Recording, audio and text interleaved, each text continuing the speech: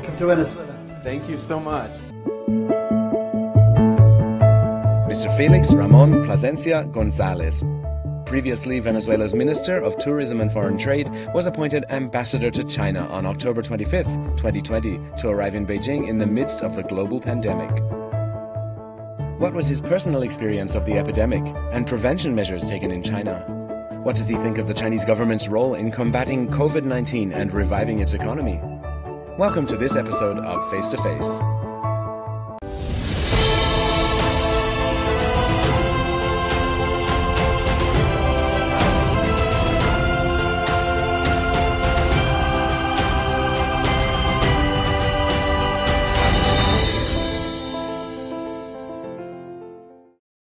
You arrived to your posting here in Beijing in October 2020. That means it was in the midst of a global pandemic. So what impression do you have of Beijing during that time? And also, I believe that you visited Wuhan in the very recent past. How did that city compare to your expectations? You know, in Venezuela, we're working against the pandemic with the assistance of Chinese government. We have an important alliance and relationship. And since the very beginning, medical equipment and doctors from China came to us to give us advice and assistance. So from back home, I knew a lot about what is the situation in China, how much good they're doing, how well they're working against the pandemic. But still, as you mentioned it, I was amazed when I first came to Beijing, working towards the pandemic, the use of the QR code to go everywhere, the protocols to protect ourselves, to protect our life, to protect our health. And I think it's a great example for the rest. I went to Wuhan, as you mentioned. First of all, it's a beautiful, amazing city with a great history. History has to come with the times of the beginning of the Communist Party and Chairman Mao there in Wuhan. The beauty of the river, the beauty of the architecture of the city, but also how it's thriving. Today you see a thriving city. We went to the hospitals, we went to the places where the big research is being done, and I was amazed by the technology, how modern everything look, and it seems to be very, very well put in place. And the way they managed to organize a large, big, huge city and control a terrible pandemic from the very beginning. We feel very well taken care of in China. And we're learning a lot from that back home, and we're applying a lot of their strategies back home. This pandemic made a few people realize just how advanced that city is. Before you think it's just another provincial capital, but in fact they had a lot of technology, a lot of the high level biological research, of course, and a lot of things like this. People started to talk about it, and I think that a lot of people in China were confident from day one. Wuhan would get through this and they would come out stronger, and they've been proven right. And they did, and we're very happy to hear that, because it's good for the world, it's good for China, it's good for everybody. About your experience coming in during the pandemic quarantine for 14 days, that's very tough for everybody, I'm sure. How did you get through that? Well, good. You know, I was keep on working. I came from back home, and before coming here, I was Minister for Tourism and Foreign Trade. So I was still engaged in many, working on the transit from leaving the office to the new people, my colleagues there, all good friends. So I was engaged in business and working with my people back home, but also getting to understand about my responsibilities in China and in contact with my people, our diplomats at the embassy. So it was a working whole day with some time for some exercising and a lot of time to enjoy and get used to introduce myself to Chinese food. So it was good. It's not easy. You have the feeling that you need to be out there, but when it's the need to keep quiet and at home to protect yourself and not to expose the rest of the people is what we have to do. It's a good lesson. It's a great experience, and I cherish those days. Okay, yeah, I think if you understand the meaning of it and how important it is for the society, it's easier to put yourself through something like that. Absolutely. Yeah. Okay, so it's well known that Venezuela was the very first country in the world to accept delivery of Chinese-made vaccines. So congratulations to that, of course. And up until today, there's more and more countries and regions that are taking advantage of Chinese vaccines, and also anti-epidemic supplies, and also the experience of the Chinese people and the experts in pandemic response. So how would you appraise the level of responsibility taken by the Chinese government in terms of the pandemic response and also the revitalization of the economy here? First of all, since you mentioned that, we have to use the opportunity that you give me to thank the Chinese government for their support. And they've been very helpful, but not just Venezuela, with many countries in Latin America and around the world to provide vaccines. The pandemic is affecting everybody, and we're working hard against this and trying to cope with the whole situation. We're doing it back home with the support of China. We can presume, we can show off today figures that are telling us that the situation in Venezuela is stable, is better. China is doing fantastic. You can see it. I saw it in Wuhan, but not just Wuhan. I've been all around the country. I've been in Xinjiang. I've been in Guangzhou. I've been in many places in Shenzhen. I've been around in Macau. Everywhere you go, the protocols are fully applied. And we should take the chance to, first of all, acknowledge that, and then learn a lot from the whole, because it's not a little thing to cope with such a terrible situation in a country as big as almost 10 million kilometers and 1.4 billion people. And they've done it with technology, but important and most important, with the commitment of the government and the participation of the people to make it a reality. And that's what we see here. That's what I've been seeing since I arrived in this few 6 to 7 months. Okay, that's wonderful. And also, of course, the economy has come back on track as a result of this. And this is great for the world, isn't it? That we still have some growth. The world is seeing China is still growing. The numbers, the figures are positive. It's an economy that is growing. And as I said, an economy of 1.4 billion cannot but impact the rest of the world. It's a country that with a large amount of potential for consumption. It needs a lot of products for the society, common products, food stuff. It's a country that produces a lot of elements, whatever products that the rest of the world needs. So it's a strong and important presence that push forward for the development of the economy of the whole world. May I ask you personally, have you benefited from a vaccine yet? Yes, I had the 2 shots. Good. How did you feel about it? I don't even notice that I got the shot. I was very happy. I was always relaxed, confident.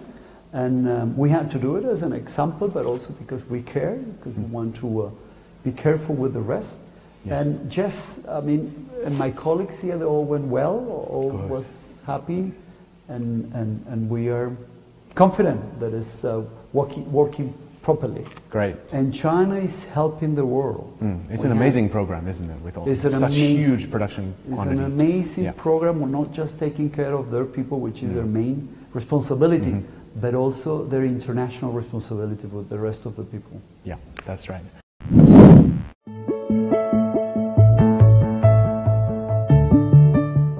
Ambassador Plasencia paid tribute to Mao Zedong at the ambassadorial residence in Beijing, holding an unveiling ceremony for a sculpture of Chairman Mao. What are his thoughts on the chairman? What special wishes would the ambassador like to share on the centenary of the founding of the Communist Party of China? And what are the opportunities for further cooperation between China and Venezuela? Welcome back as Face to Face continues.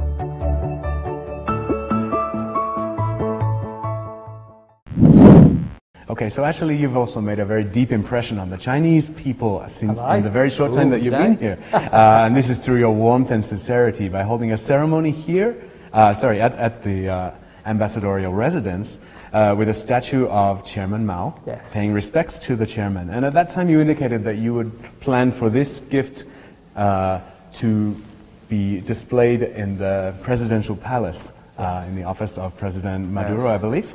And so how would you describe, from your point of view, Chairman Mao in terms of his influence on the Communist Party of China? And also, could you discuss your general views on the CPC and the 100 years of its existence? And finally, could you offer a message of congratulations or best wishes and talk about the future that you would like to see for this country?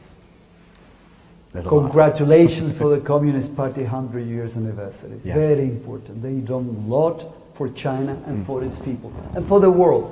You know, Chairman Mao make it a successful path to be the leader of a future, a modern society, a modern country. And the results are seen today. The evolution of this country from a medieval state to a modern society and having the commitment of the Communist Party. This is a society with a history larger than 5,000 years old. But in the last century and the past century and what they achieved in the times of existence of life of the Communist Party, they became a modern society that is adapting daily to the movements of the world. That's why we have President Xi later on proposing a road and belt for the world.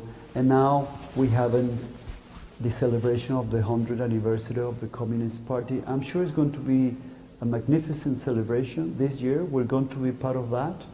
We're going to cherish their moment. We're going to share with them the celebration because we are very happy back home about all the accomplishment. And I'm sure there's much more to come. There's a bright future. And the Communist Party leading there, and the presence always and the example of Chairman Mao in the past will always lead a very good way forward. If we talk about the ceremony that you held, what inspired you to do that? And can I ask, where did you get this statue? You know, the statue is being created by a great Chinese artist whom is a painter and also a sculptor. And he's done many sculptures. He's done the sculpture of Simón Bolívar, a national hero, and many other heroes in the world. Mandela is part of his great collection. When I came to see him last at the Museum Jintai, I saw the statue of Chairman Mao, and I thought, this is amazing. I think President Maduro at the presidential palace in Caracas deserved to have the presence of Chairman Mao as a good tool for his commitment to build up a great society back home. It is for the palace, for the president, and a message of solidarity and integration and friendship between our people. So it's a gift from the professor, whom is very kind, is a good friend. Also that painting there by Bolívar is by him, that he offered to us. He's committed to friendship between our two countries. And we're very happy and we're very honored to have it here with us for the time being. Yeah, I've seen a picture, it's very beautiful. It's on its way. We're waiting for the pandemic to make it easier for us to take it to Venezuela, where it has to be at the presidential palace. Well, I look forward to the news report when it is. We'll let you know. Right there in the palace. We'll maybe invite you to come and join us on the trip there. That would be wonderful. Venezuela was the first country to issue its very own sovereign digital currency. Something, very, very modern, and it's something that China is working on as well, of course. And in this area, and also under the general Belt and Road framework, what opportunities do you think exist for future cooperation between these two countries? All opportunities. Venezuela should be the epicenter of Road and Belt in the Americas, not just Latin America and the Caribbean, but in the whole continent. Wow. Because of a strategic geographical position, because of our many resources. We have the largest oil reserve on Earth. We have one of the largest natural gas reserves on the planet. We are about to be certified #1 gold reserve on the planet, but we have plenty of water resources. Venezuela is an energy hub and is located at the north of South America, the very tip of the middle of the continent and Yes. our history of our leader and hero Simón Bolívar for integration, for cooperation. You know, Bolívar dreamt, and that's why Bolivarian Republic of Venezuela, of a unified country from up north to the south. Venezuela should be, no doubt, the epicenter of road and belt for China. Our resources, our geographical strategic position, our loyalty to principles of support of international and multilateralism that we share with China, the protection of the international law, the protection of the United Nations chapter, and our commitment to win-win and to strengthen integration among different nations. So I think there's lots within Road and Belt, not just about energy, which is very important, but also agriculture. Venezuela is a vast land with rich soil and all water resources. Hydroelectricity is very important in Venezuela. We can be the epicenter of energy, and from there, you know, radiate to our neighbors, as we always done. Our neighbors, our bordering countries, Guyana, Brazil, Colombia, our island states in the Caribbean, our brothers, Trinidad and Tobago, the rest of the Caribbean states, Central America, South America, and the North, always in friendship with our brothers in North America as well. So for the Belt and Road to have such a great hub in the middle would be really beneficial for, I think, all the people. I am convinced about that. I am convinced that, as we've done it in the past with Petrocaribe, in which we supported 18 countries in Central America, in the Caribbean, with control and helpful petrol prices during the time of the petrol being above about $100 per barrel. It was impossible for different countries, for non-producing oil countries. Yes. We even supported poorish areas in cities like New York or Boston with a subsidy of the prices for the petrol, for the heating in those capitals. We even signed an agreement with London during the times of Ken Livingstone as mayor of GLA, of the Great London Authority. It is not to impose, it is not to control, it is to give aid and be present in solidarity. Yes, because we all need to do what we are capable of, and surely Venezuela is very capable of providing We are energy capable from support. our hearts, which is the main thing. And we have a mandate, historical mandate by Simón Bolívar. Yes. And we have all these resources. As President Chavez always said, we don't have the largest oil reserve on earth just for Venezuela. It is for You can use it all. everybody. It is for the Sure. world. And it has to be with the message of President Xi Jinping. It's a common society, world society, and we should all be careful and take care of the rest. The world can do with more of this kind of leadership. Absolutely, Yes, 100%.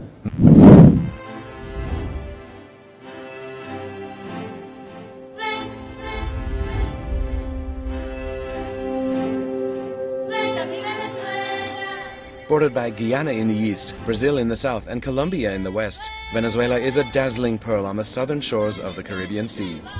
Vast oil deposits, as well as an abundance of orchids, have come to define this country, as well as spectacular waterfalls, including the highest fall on earth, the famous tourist attraction known as the Angel Falls. Having served as Venezuela's Minister of Tourism, which attractions does Ambassador Plasencia most highly recommend? Let's find out.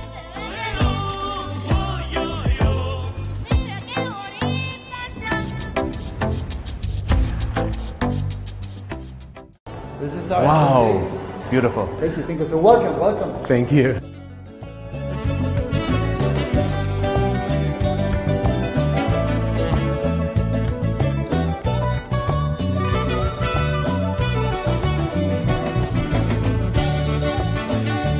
The hero, Simón Bolívar, a national hero, is everywhere. He's Yes. very important. He's very present for us in Venezuela in history and politics. Our relationship with China is very important. Yes. I'm sure you're very much aware, since the time of President Chavez with President Xi, and nowadays with President Maduro and President Xi. China is a large country. China is 10 times our size and is 40 times our population. So a small country like ours can really provide a lot of energy resources needed in countries, not just China, but like China, and around the world. And it's part of our interest as a historical relationship. Energy business has been our business for the last 100 years. Do you ever feel when you're here, you're like an oil salesman? Well, I have to do it. What we do, it's mainly what we do, but it's not the only thing. Of course. It is beautiful. Oh, wow. Lady. Wow, hello. She's dressed with a typical Venezuelan dress used by the women in Los Llanos. These are Los Diablos Danzantes de Jare.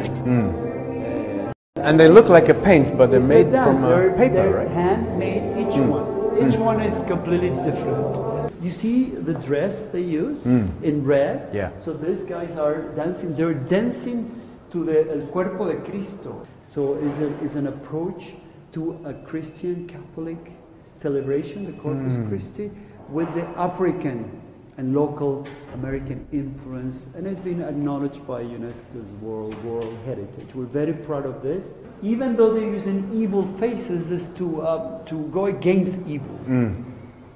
Okay. We're with the church, we're with God, we're against evil. So it sounds a bit like the Chinese tradition of making noise to scare the ghosts. It is a bit, and I relate it to the Chinese dragons. The dragons? Our dragons. Oh, okay. It has to be with that, and it's noisy.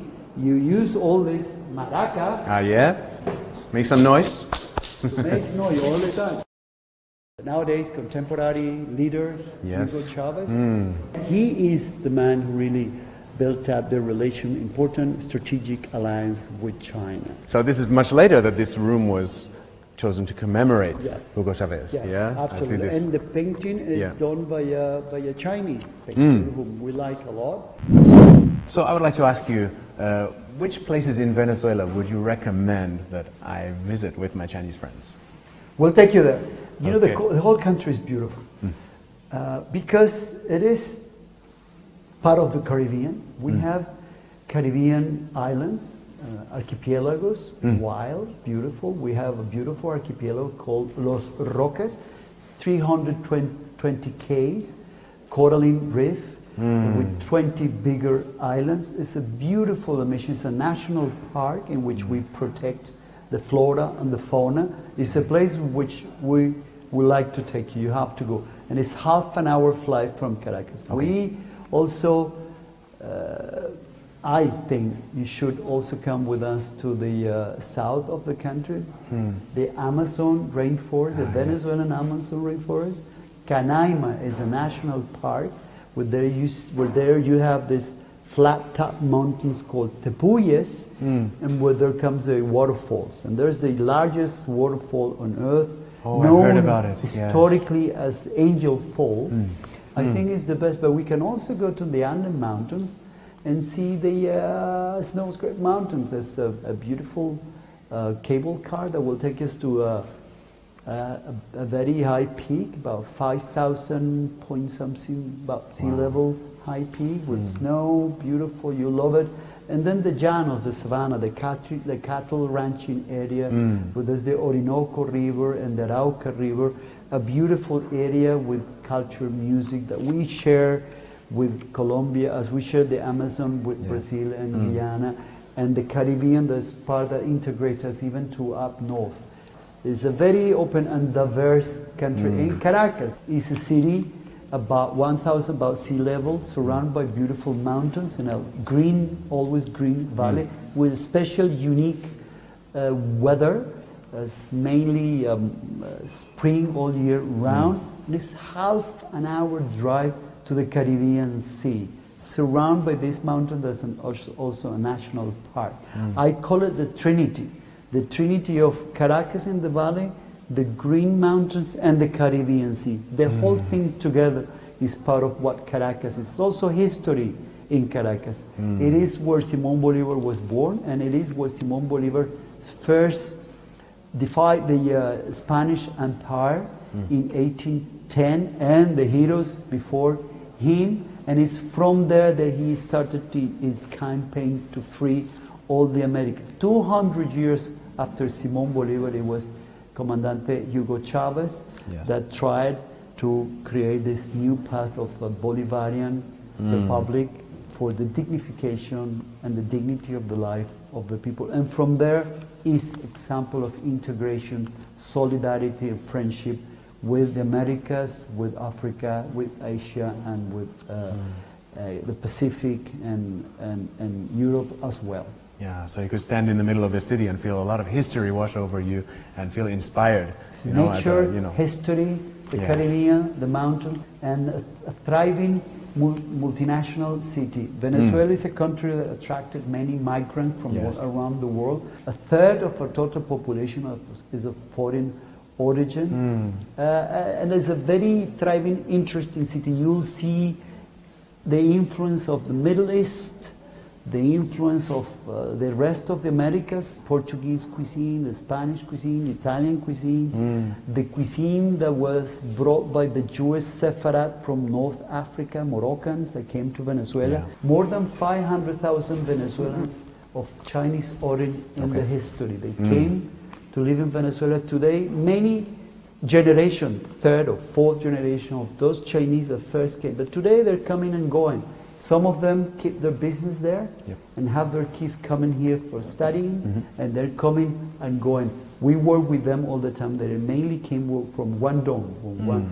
So Guangdong is for us an important region of China, as much as Xinjiang, because of its resources, energy resources, diverse society is important for us as well. In one country in Latin America, Venezuela's got more than 40 different ethnic groups that speak their own different languages, apart from the Spanish, which is the language being imposed by the colonial forces when they arrived to the Americas. Yeah, so it sounds like a wonderful place, and I'm sure I could spend a very long much. time. You know, you had me at, I'll take you there. That's all Come you with had to me. say. Greeting in Chinese to the Chinese people of the world. Tough. First of all, I have to tell that I'm committed to learn Chinese. Mandarin is very important. Since I'm here, I'm trying my best, but it will take my time, so you have to be nice with me and give me some more time, and I'll make it for sure. 祝春秋快乐，身体健康，阖家欢乐。